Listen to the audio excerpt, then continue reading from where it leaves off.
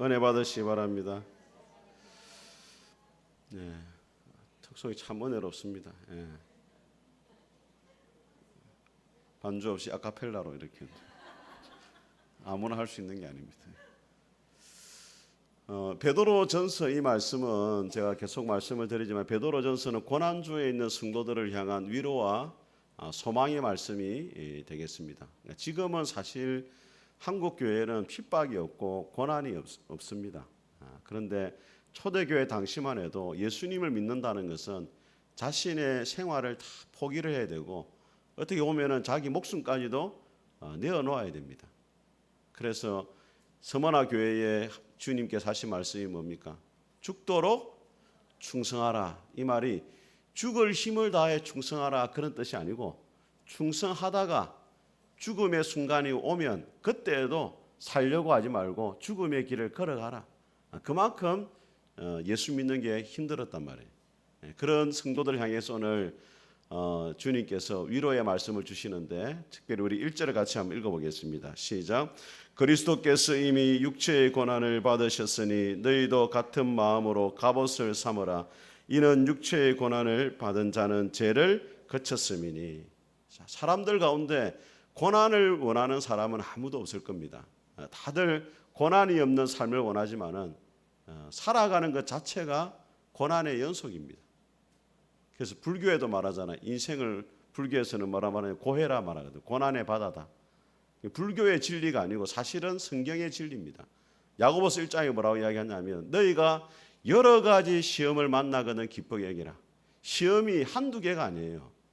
여러 가지 시험이 있습니다. 물질의 시험도 있고 사랑과의 관계의 시험도 있고 또 주변의 환경과의 관계 속에서도 여러 가지 시험이 있거든요.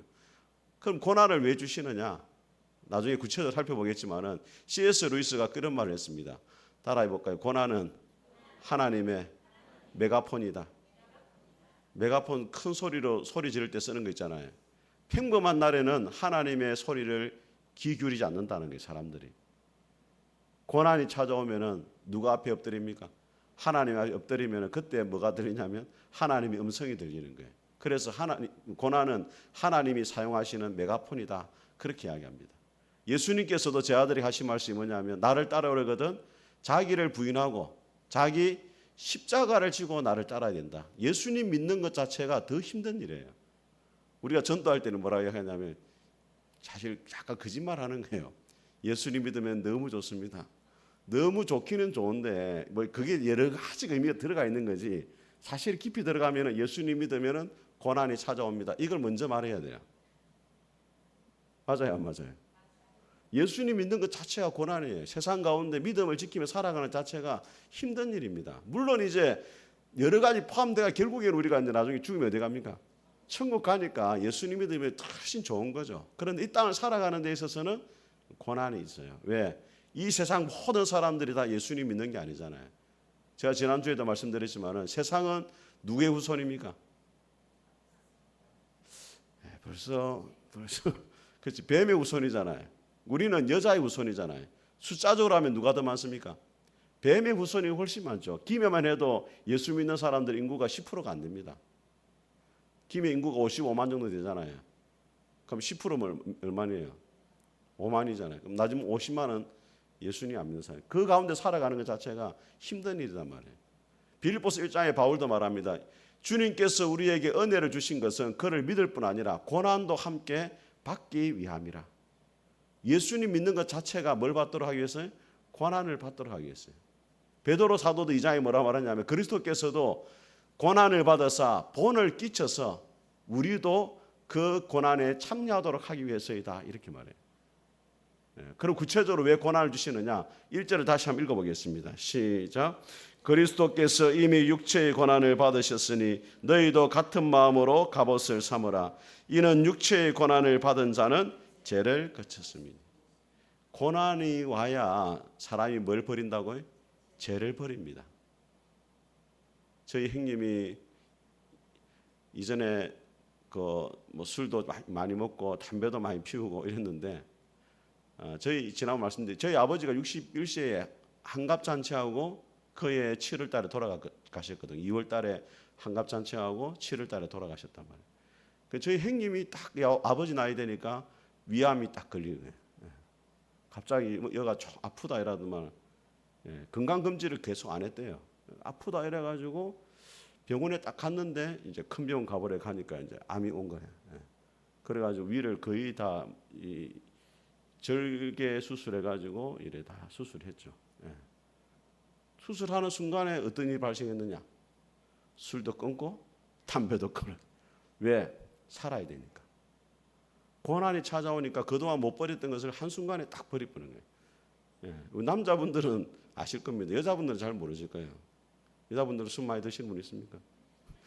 오늘 보니까 약간 얼굴이 붉어스러운 분이 몇 분 계시는데 술 끊고 담배 끊는 게 힘든 일이에요, 사실은요. 근데 평생 가도 못 하거든요. 근데 한순간에 딱 버리는 거예요. 여러분, 다윗이 고난 중에 있을 때는 하나님을 얼마나 가까이 했는지 모릅니다. 시편 63편에 보면은 하나님이여 주는 나의 하나님이시라 내가 간절히 주를 찾되 물이 없이 마르고 곰핍한 땅에서 내 영혼이 주를 갈망하고 내 육체가 주를 악모하나이다. 강야와 같은 자기 인생길에서 내 영혼이 간절히 주님을 찾습니다. 고난이 올 때 더욱더 주님을 찾았어요. 그런데 다윗이 언제 무너집니까? 나라의 왕이 되어지고 나라가 평안할 때 옥상에 올라가서 누구를 봅니까? 모욕하고 있는 바세바를 보죠. 바세바도 문제가 많아요. 왜 보는 데서 모욕을 하냐 말이야. 그래가지고 넘어지잖아요. 왕의 자리에 올랐을 때 넘어지거든요. 그래서 토마스 칼라일이라는 역사학자가 뭐라 말했냐면 고난을 이긴 사람이 100명이라면 번영을 이긴 사람은 한 사람에 불과하다 이렇게. 고난을 이긴 사람은 많은데 번영을 이긴 사람은 극히 드물다는 거예요. 그만큼 사람이 언제 넘어지느냐? 잘 될 때 넘어지거든요. 그래서 오늘 하나님이 왜 우리의 고난을 주시느냐? 죄를 거치도록 하기 위해서 주신다. 자, 두 번째는 하나님의 뜻대로 살아가도록 하기 위해서입니다. 우리 2절과 3절을 같이 한번 읽어보겠습니다. 시작. 그 후로는 다시 사람의 정욕을 따르지 않고 하나님의 뜻을 따라 육체의 남은 때를 살게 하려 함이라. 너희가 음란과 정욕과 술 취함과 방탕과 향락과 무법한 우상 숭배하여 이방인의 뜻을 따라 행한 것은 지나간 때로 족하도다. 죄를 거치고 두 번째는 뭘 따라 살아가야 됩니까? 하나님의 뜻을 따라 살아야 돼. 오늘 베드로 사도가 너희들이 과거에 방탕한 생활한 것은 지나간 때로 족하다. 이제는 무엇을 따라 살아가야 된다? 하나님의 뜻을 따라 살아야 된다. 여러분, 아브라함이 하나님께 부름을 받았을 때 나이가 몇 살이었습니까? 75세. 75세에 부름을 받거든요. 창세기 12장에 나와요. 그런데 75세면 여러분 한 평생을 다 산 거예요. 그죠? 근데 성경에 아브라함이 태어나서부터 75세까지의 기록이 성경에 있습니까? 없습니까? 성경에 없어요. 그건 무슨 이야기냐? 하나님의 뜻과 무관하게 살아온 인생은 하나님께 기억할 만한 가치가 없다는 거예요. 그리고 75세부터 이제 부름받을 때까지 성경에 기록이 되죠. 10장에 걸쳐가지고 이렇게 기록이 된단 말이에요. 아무리 인생을 열심히 살아도 하나님의 뜻과 무관한 삶은 하나님 보시기에 아무 가치가 없어요. 기록될 만한 가치가 없어요. 시편 119편에 뭐라 말하냐면 내 소유는 이것이니 내가 주의 법도를 지킨 것이니이다. 내 소유, 진짜 내 재산이 뭐냐? 우리가 하나님 앞에 가져갈 수 있는 게 진짜 내 재산이거든요. 그죠? 여러분 죽을 때 뭘 가져갈 수 있겠어요? 네? 안 믿는 사람들은 죽을 때 보면은 막 노잣돈도 막 넣어주고 자기가 뭐 신었던 신도 넣어주고 옷도 넣어주고 하는데 아무것도 못 가져갑니다, 여러분. 네? 갖고 있는 거 좀 나눠서 세요. 못 가져간다니까. 근데 뭘 가져가느냐? 시편 119편 기자가 내 소유는 이것이니 주의 법도를 지킨 것입니다. 하나님의 뜻대로 살았던 시간은 하나님 앞에 가져가요. 그러면 하나님 그 시간을 계산해 가지고 상급을 주신단 말이에요. 그래서 하나님 왜 우리에게 고난을 주시느냐? 과거의 육신의 정욕을 따랐던 생활을 다 청산하고 이제는 무엇을 따라서 하나님의 뜻대로 살아가도록 하기 위해서이다. 그러면은 왜 죄를 거치고 하나님의 뜻대로 살아야 되느냐? 마지막 날에 뭐가 있냐면 하나님의 심판이 있다는 거예요. 우리 4절과 5절을 같이 한번 읽어보겠습니다. 시작. 이러므로 너희가 그들과 함께 그런 극한 방탕에 다름질하지 아니하는 것을 그들이 이상히 여겨 비방하나 그들이 산자와 죽은 자를 심판하기로 예비하신 이에게 사실대로 고하리라. 세상 사람들이 너희를 비난하지만은 그들도 언젠가는 주님 앞에 가서 산자와 죽은 자를 심판하실 앞에 가가지고 사실대로 그들이 살아온 인생을 다 이야기해야 된다는 거예요. 여러분 한번 생각해 보세요. 여러분이 이제 하나님 딱 불러가지고 하나님의 심판대 앞에 딱 갔습니다. 자, 그러면 이제 두 종류죠. 하나님, 나는 주님을 위해서 이것도 하고 저것도 하고 한 게 이렇게 많습니다 하는 사람이 있을 것이고, 하나님, 나는 아무것도 한 게 없습니다. 뭐 했냐? 이 죄도 짓고 저 죄도 짓고. 둘 중에 하나가 된다는 거예요. 여러분 어떻게 뭐를 많이 이야기할 것 같아요? 하나님 앞에 갔을 때 주님, 나는 이것도 했습니다.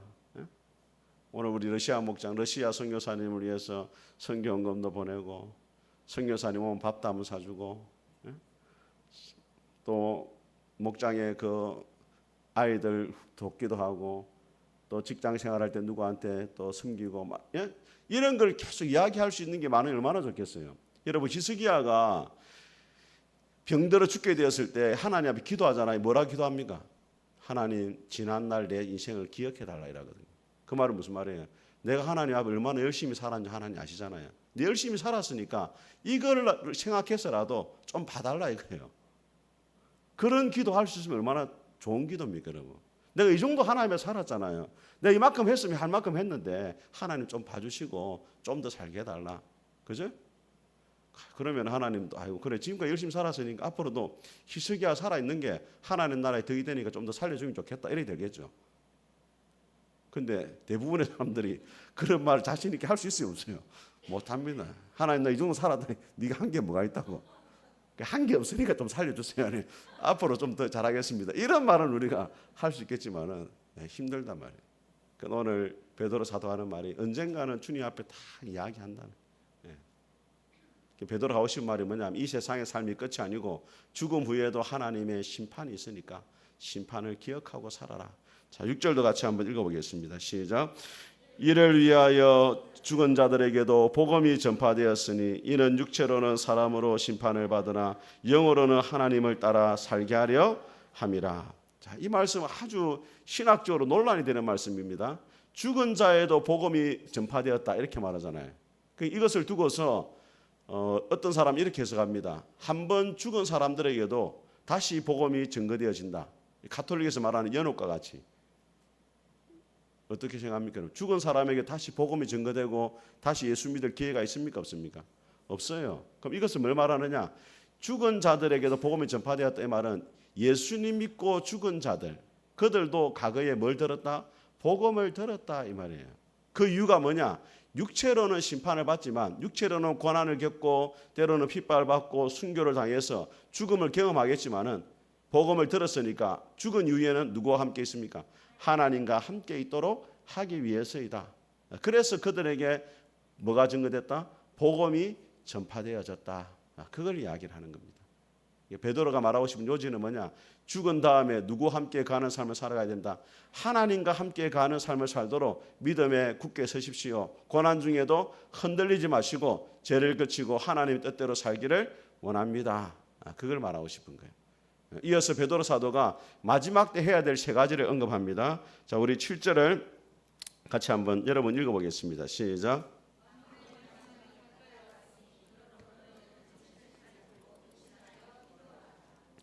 자, 만물의 마지막에 가까웠다. 이 종말을 말하는데 여러분 예수님 믿는 사람들에게 종말은 두 가지입니다. 첫째는 뭐냐면 역사적 종말이 있어요. 역사적 종말은 주님이 재림하심으로 이 세상이 끝나는 거예요. 그러니까 역사적 종말이고 개인적인 종말이 또 있습니다. 개인적 종말은 뭐냐? 죽음을 통해서 우리 인생이 끝이 나는 거예요. 만물의 마지막에 가까웠다 이 말은 두 가지 의미예요. 우리도 언젠가는 죽고 또 언제 죽을 줄 모르잖아요. 그 죽음이 가까이 있어요, 없어요? 죽음이 가까이 와 있는 거예요. 다윗이 뭐라고 고백했냐면 나와 죽음 사이는 한 걸음 밖이다 이렇게 말했어요. 죽음이라는 죽을 사자를 보면은 날일자에다가 저녁 석자에다가 칼비자를 쓴단 말이에요. 어느 날 저녁에 보이지 않게 칼처럼 날아오는 게 죽음이란 말이에요. 언제 죽을지 몰라요. 그럼 어떻게 해야 되느냐? 세 가지를 말합니다. 첫 번째 따라하면 정신을 차리고 기도하라. 오늘 기도할 때 뭘 차려야 돼? 정신을 차려야 돼. 정신을 차리란 말은 주의를 빼앗기지 말고 오로지 기도에 집중하라 이 말이에요. 기도에 우선순위를 두고 기도해야 된다. 지금 이 말을 누가 하고 있습니까? 베드로가 하고 있잖아요. 베드로가 왜 이 말을 하고 있겠어요? 정신을 못 차려가 자빠져 잔 적이 있단 말이에요. 베드로가. 언제? 예수님이 십자가에 돌아가시기 전날에 겟세마네 동산에 기도할 때 예수님이 뭐라 말했냐면 1시간도 너희가 깨어있을 수 없더냐. 책망받았는데 베드로를 비롯한 다른 제자들이 다 자버렸어요. 그 전에 무슨 사건이 있었습니까? 다른 사람은 다 주님을 버려도 나는 절대로 주님을 버리지 않습니다라고 호언장담했단 말이에요. 베드로가. 큰 소리 쳤어요. 큰 소리 친 게 진심이었습니다. 그런데 기도를 하지 않으니까 아무리 결단하고 주를 위해 살겠다고 다짐해도 그대로 살아가지를 못한단 말이에요. 기도는 뭐와 같느냐? 영적인 배터리와 같아요. 배터리가 방전이 되면은 아무리 스마트폰이 기능이 좋아도 기능 발휘를 못합니다. 우리가 주님을 위해 살겠다고 결심하고 다짐하고 헌신하지만은 기도가 없으면 그런 삶을 살아내지를 못해요. 베드로가 결단을 했지만은 절대로 주님을 버리지 않겠다고 결단했지만 전날에 자버리니까 기도에 실패하니까 그 다음 날 뭐가 일어납니까? 예수님을 모른다고 3번을 부인하잖아요. 그 요한복음 묵상에 나오잖아요. 베드로가 말고의 귀를 칼로 베버리잖아요. 그 예수님을 하면 칼로 선자는 칼로 많이 칼집에 넣으라잖아요. 베드로가 예수님에서 칼을 들었는데 연약한 여자가 찾아와가지고 너도 예수의 제자가 아니냐 하니까 그 한마디 말에 넘어져 버렸어요. 나는 절대로 주님을 모릅니다. 그게 인간이란 말이에요. 그래서 뭐가 필요하다? 기도가 필요하다. 왜? 기도는 하나님의 도움을 입는 거고 성령의 도움을 입는 거니까 내가 할 수 없지만은 성령님이 도와주시면은 그 일이 가능하단 말이에요. 그래 예수님이 뭐라 말합니까? 내가 떠나가는 것이 너희에게 유익이다. 왜? 내가 떠나가도 성령님이 너희들 각 사람에게 찾아올 수 있고 도와줄 수 있기 때문에 유익이 된다. 그래서 베드로가 이런 경험이 있기 때문에 뭘 차려? 내처럼 되지 말고 여러분은 정신을 차리고 뭐하라? 기도하라. 베드로가 나중에 정신 차렸어요? 안 차렸어요? 정신 차려가지고 사도행전 2장에도 기도하죠. 3장에도 요한하고 성전에 가서 기도하죠. 그러다 안전병이도 살리죠. 9장에 가면 또 다비다도 죽은 다비다도 기도 가운데 살리죠. 얼마나 능력의 사람으로 변화가 됐습니까? 오늘 금요 기도에 오신 분들 정신을 차리신 분들이에요. 더 정신을 차려야 돼. 할렐루야. 자, 두 번째 우리 한번 보겠습니다. 자, 8절 같이 한번 읽어보겠습니다. 8절 시작. 무엇보다도 뜨겁게 서로 사랑할지니 사랑은 허다한 죄를 덮느니라. 자, 사랑하되 어떻게 해야 된다? 뜨겁게 사랑. 뜨겁게라는 말을 원문에 보니까 목적이 이루어질 때까지 사랑하라 이렇게 돼 있어요. 그 목적이 뭐냐? 하나님의 사람으로 그 사람이 변화될 때까지 뭐 해야 된다? 사랑해야 된다 이 말.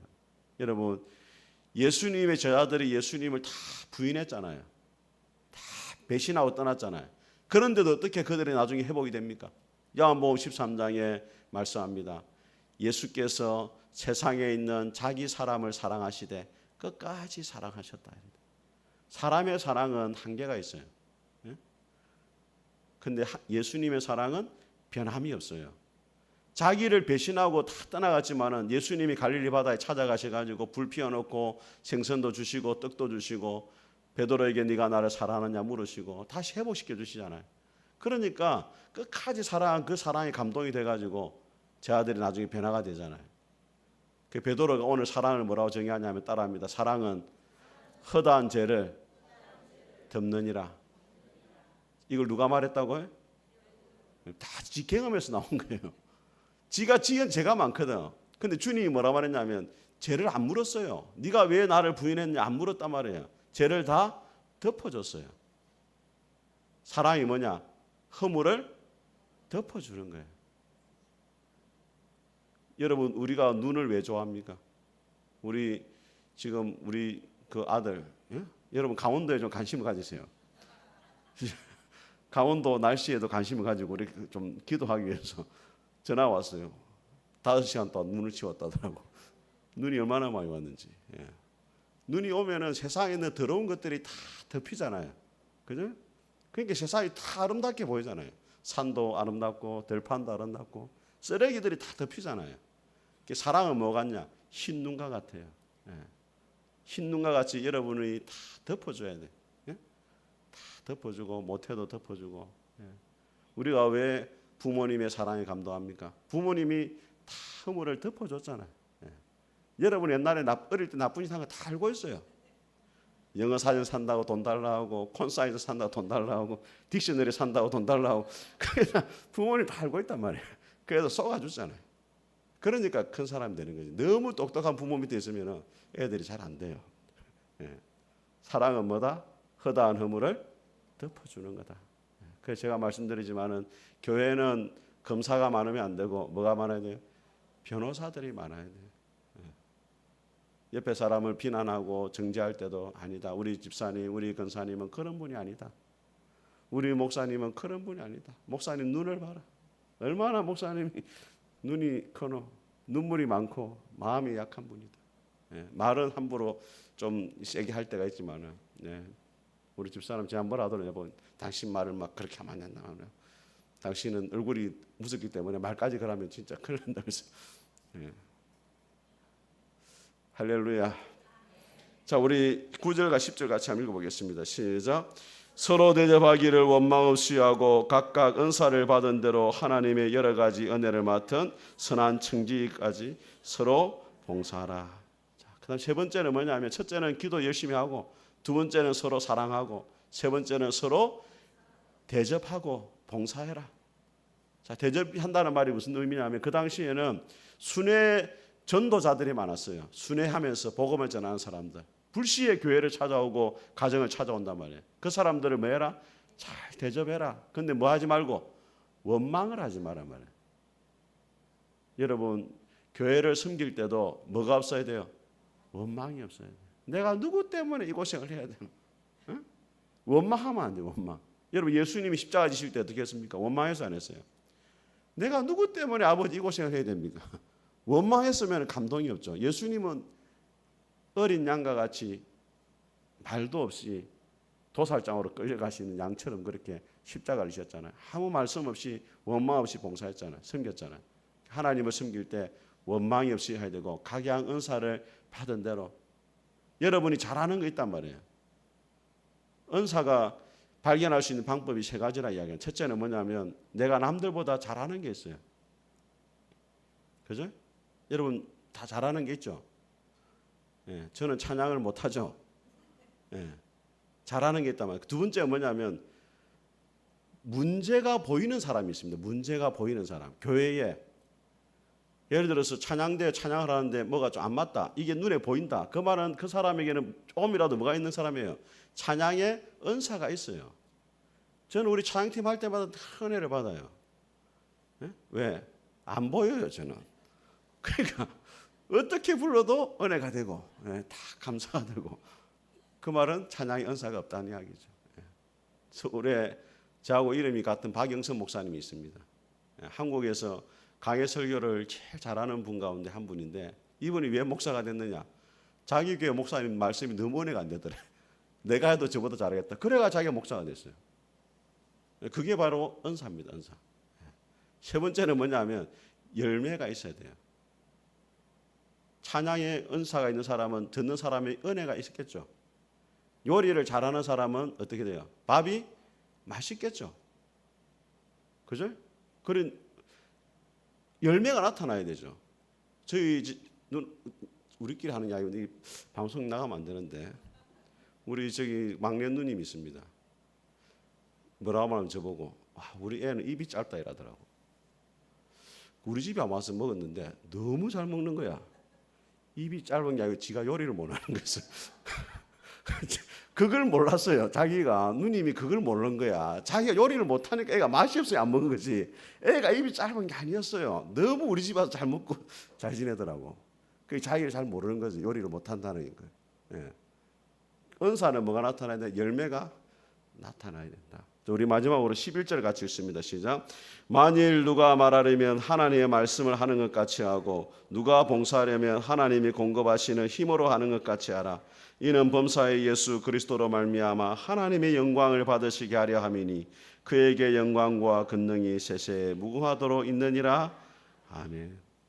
봉사의 궁극적인 목적이 누가 영광을 받으신다? 하나님이 영광 받는다. 여러분, 교회에서 가장 섭섭증이 많이 걸리고 문제를 많이 야기시키는 사람이 누구냐? 봉사를 많이 하는 사람이에요. 봉사를 많이 하고 주를 위해 헌신을 많이 하는데 왜 섭섭하고 왜 그분들이 문제를 일으킵니까? 그 봉사의 지향점이 하나님의 영광을 위한 것이 아니기 때문에 그래요. 하나님의 영광을 위해서 봉사하고 섬기면은 아무 섭섭함이 없죠. 사람에게 인정받고, 사람에게 높임받고, 사람으로부터 이렇게 칭송받고, 그걸 원해서 봉사를 했기 때문에 결과적으로 그런 게 나오는 거예요. 맞아요, 틀려요. 여러분들은 뭐 그런 분들이 없으니까 다 하나님 영광 위에 사시는 분들이니까 해당이 안 되잖아요. 그런데 우리가 깊이 한번 생각해 봐야 돼요. 예. 제가 뭐 부교육자 시절부터 교회를 많이 봤잖아요. 그런데 왜 교회에 문제가 일어나느냐? 새 가족이 문제를 일으키는 건 아무도 없어요, 여러분. 초신자나 처음 온 사람들이 교회에 무슨 문제를 일으킵니까? 여러분 마태복음 16장에 주님이 베드로의 신앙 고백을 들으시고 십자가에 죽으실 것과 부활을 이야기했잖아요. 내 교회를 세우시겠다 말하고 그때 베드로가 뭐라 말합니까? 결단코 그 일이 있어서는 안 된다고 예수님을 막 책망하거든요. 그 예수님이 뭐라 말해요? 사탄아, 내 뒤로 물러가라. 너는 하나님의 일을 생각하지 않고 사람의 일을 생각한다. 주님의 사역에, 예수님의 교회를 세우는 사역에 가장 걸림돌이 된 게 누구예요? 베드로예요, 베드로. 불신자들이 다른 빌라도가 예수님의 사역을 방해한 게 아니고 누가 방해했다고? 제일 첫건인 베드로가 방해했단 말이에요. 조심해야 돼요, 여러분. 내가 다른 사람보다 더 주님을 위하고 더 주님을 헌신하고 주를 위해 살아간다고 말하는 그 사람이 잘못하면은 주님의 사역에 제일 걸림돌이 될 수 있어요. 여러분 중에 난 아니다 그 사람입니다 지금. 그 사람이에요. 난 아니다 그 사람이 제일 걸림돌이 되는 거예요. 제가 그걸 보면서 깜짝 놀랐어요. 나 16장 묵상하면서 야 그렇구나. 주님이 교회를 세우겠다는데 그것도 누구 위에? 베드로의 신앙 고백 위에 세운댔는데 베드로가 제일 걸림돌이 되거든요. 주님을 위해서 제일 위한다는 사람이 걸림돌이 돼요. 그래서 우리 목회학에 대학원 가면 목회학을 배우거든요. 목회를 어떻게 해야 되느냐? 교수님이 한 말이 있습니다. 교회를 갔을 때 목사님이 처음 부임해가지고 이삿짐 풀고 할 때 가방 들러 나온 사람을 조심해라 이런 말이 있어요. 그분이 제일 목사님을 위하는 것처럼 가방 들러 나오고 하는 그 사람이 결과적으로 누구를 힘들게 한다? 목사님을 힘들게 한다. 왜? 목사님을 위한다고 하는 것이 결과적으로는 목사님의 사역에 걸림돌이 된다. 근데 그때는 몰랐는데 가면 갈수록 그 말이 진리라는 것을 알게 되었어요. 예, 다행히 제가 김이 이사 올 때 아무도 나온 사람이 없더라고. 우리 교인들은 뭐 그런 분이 없을 거예요.